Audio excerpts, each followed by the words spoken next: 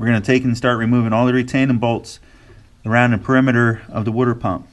8mm socket and ratchet. Alright, so here's the old water pump. And this is my theory, is you got coolant on one side, you got oil on the other. For whatever reason, the inner seal wasn't bad enough with this bushing being out of it that it wasn't leaking coolant out the seat pole. However, maybe with the front bushing pulled up, the outer seal was leaking the oil in. It's being slung around the timing chain and then leaking out the seat pole. That's my only theory I could think of right now. But maybe later on, when we get everything back together, we'll have time to go over the water pump. I can press it apart and whatnot. Got the new water pump here. Pretty much the same thing because I got an OEM replacement. All the parts I'll be putting on today are OEM, straight from Ford. So we'll be replacing all the timing components as well. So let's do it to it. As you can see, the O-rings are on the water pump. So all we have to do is mate it up to the block and install the fasteners. I don't know if you can see up in there. What I did, I just scraped it down lightly with a new razor blade. Left a sheet of paper. I also put some rags in there to keep any debris from going down into the oil pan as much as possible. Here's a shot at the top. Now I'm going to take and install the water pump. I took and I reinstalled all 8 retaining bolts around the perimeter of the water pump. And then I went in a sequence, as you see here, with a small ratchet and snugged everything down tight. Then I took my torque wrench, went in the same sequence at 89 inch-pounds, and worked my way through the sequence, and she's all torqued and in place. Okay, so next I'm installing the new timing chain on the upper cams. And when I removed this, I held them with 2 adjustable wrenches to make sure nothing was going to move, and they really didn't move much whatsoever. So how you got to do this, you got to remove the retaining bolt. You're going to have to get a new retaining bolt because it is a stretch bolt. Then once you remove that, you push down on the old tensioner and you take a pin, just like the new tensioner comes with. You can take the one out of the new tensioner, that's what I did, and then push down on the old tensioner and slide that pin through. What that'll do is hold the tensioner down for you. And then once you remove that bolt, you can just slide the chain out. If you look on this gear, right above the key, there's a dot. I don't know if you can see it. Okay, and then you follow that dot straight across. You got to paint it link. That light's dying. And if you come over here, you'll see the other painted link. And that's going to line up with the corresponding dot on the intake cam. So the exhaust cam, line the dot up with the painted link. And on the intake cam, same thing. Now I'm going to take and reinstall the new retaining bolt and torque it to spec. And I got it all torqued to spec. You take and remove that little retaining pin. And that just release the tensioner for us. That's a new tensioner installed. All it is, you pull these out, put the new one in when the timing chain's off, and then when you put it back on, just torque it to specs. Okay, running short on time, so I got the timing components all back on. I'll give you a demonstration or a schematic point of view of how everything looks and how it goes back together. But as you can see, the orange dot on a new timing chain corresponds with the dot on a cam. Come over to this cam, orange to the dot. And I already showed you the marks on the secondary chains. So this is the primary chain. So 2 oranges on top and 1 lemon on the bottom. And that corresponds with that dot. All new guides are installed and tight. New tensioner. Then I got everything lined up.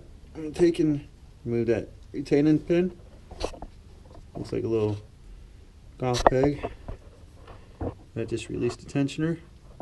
These are all oil pressure tensioners. These are all the old components.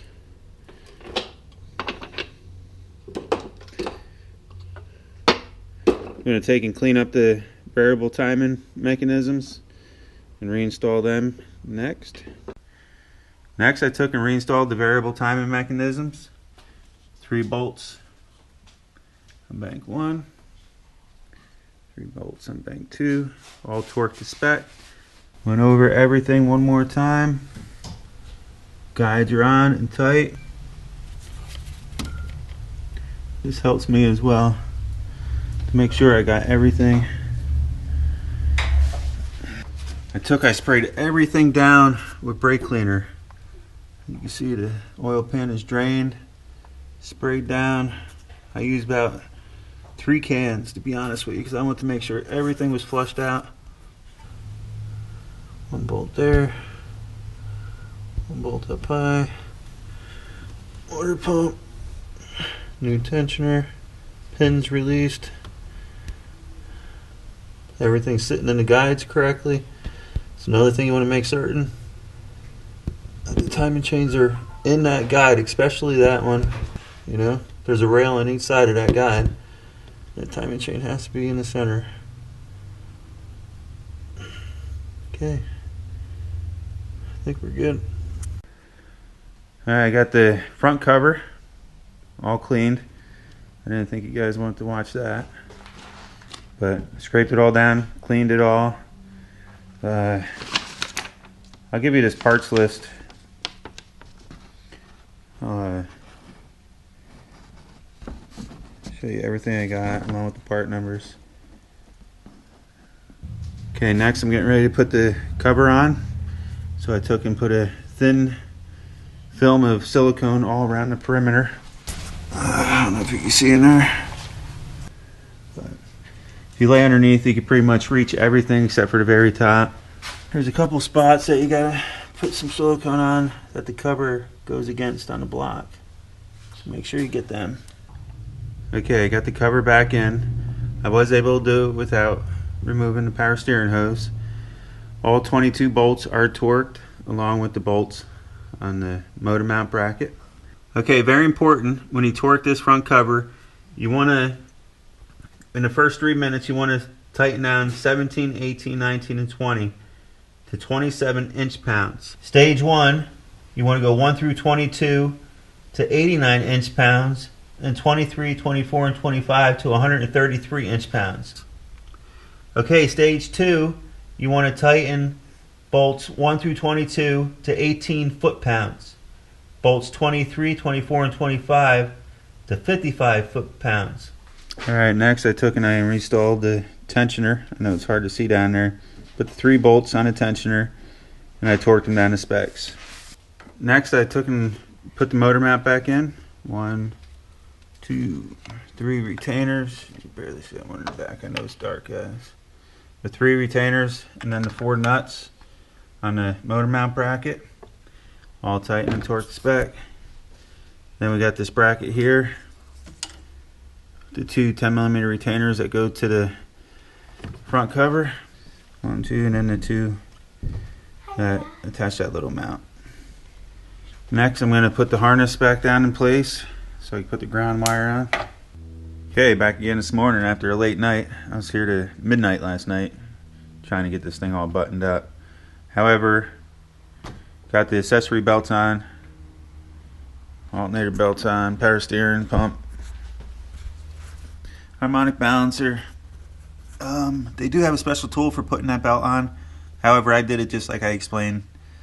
I put it on when I bolted the power steering pump on because I had it off anyway. So if you're just changing the accessory belt, I'll put a picture of the tool. Then what I did, I had a quart of oil and I just went over everything with it, leaving the oil plug out. That way, if anything's left, hopefully it'll flush it out. The drain plug into the catch pan. As you can see, I front and back, put oil in it, down the timing chain, on each side, all over everything. In addition to that, I took and I rotated the motor like 3 times by hand, 3 revolutions. I brought it back up on the timing marks, and this is what I want to show you and try to explain, because some of you may not understand what I was referring to. Notice how the painted marks aren't lined up anymore? It's way down there. That's because every revolution, the chain moves a few links. And in order to get that to line back up the way we originally had it, we would have to turn it until that orange link made it all the way around, and that would take a lot of revolutions. And it's not just turning the motor over once, line's going to line back up. It doesn't work like that. It moves slowly every turn. The main reason you want to turn it over by hand first is to make sure there's no interference. Very important step. Get yourself a ratchet, put it on the crank. After you got the harmonic balancer on there, turn it over nice and slow. If you feel anything at all, stop. Because that's when you bend valves and whatnot. Make at least 2-3 rotations. Line everything back up. Make sure you're correct, and you're good to go. Most cases. Now I'm going to start with putting the back valve cover on. I just took a little bit of oil, put it around these tubes and around the solenoid valve. Looked over everything one more time. Looks good. We're going to close up the back bank first.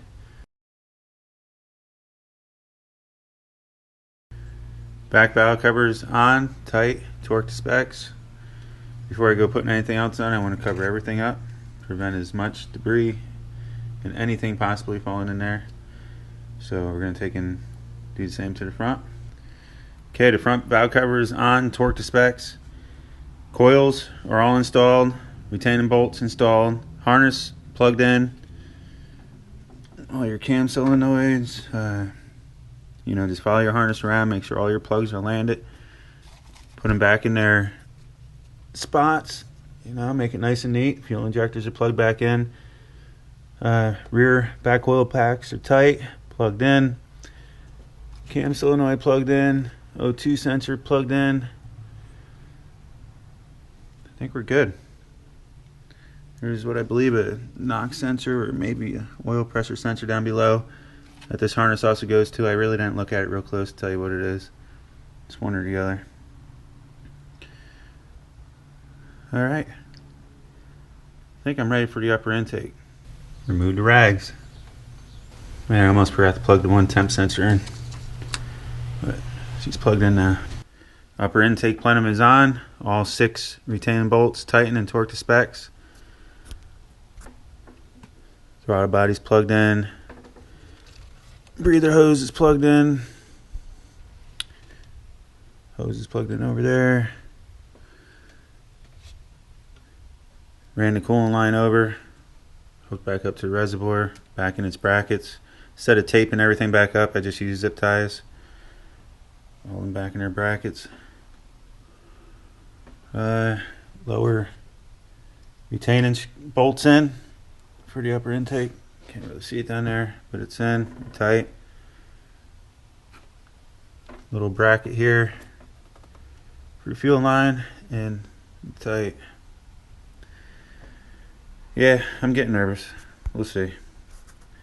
Got aluminum water pumps submerged in oil, and the bushing's bad. Material went somewhere. I'll be honest with you, I'm a little concerned.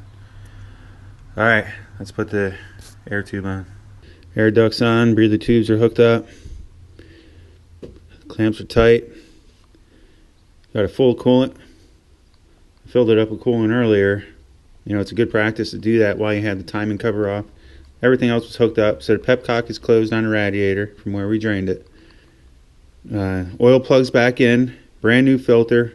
This filter is vertical, so I was able to fill that with oil, fresh oil, and then I added the oil to the crankcase. So we have oil, coolant. Moment of truth. Let's do it to it. Here we go. First start.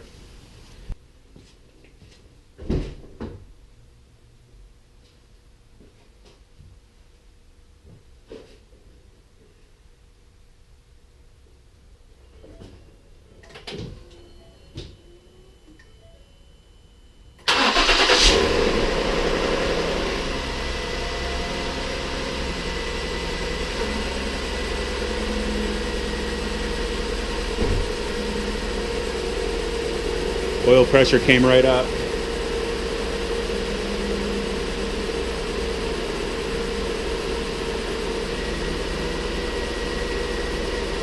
Pretty good so far.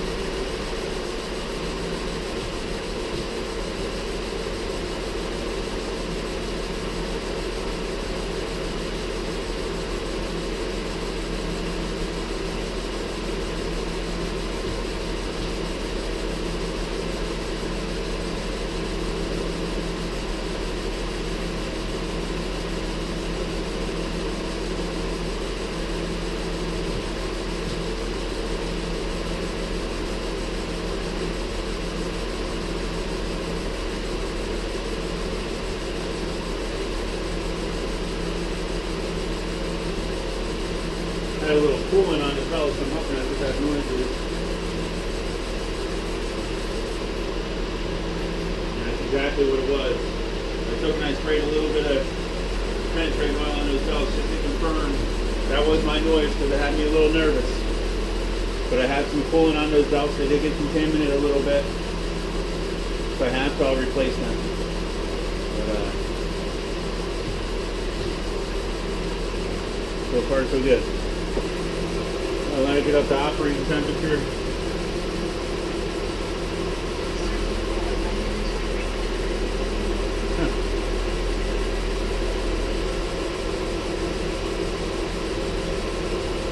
You'll see a lot of stuff smoking because, of course, we had our hands down in there, and when I flushed it with oil, some ran over.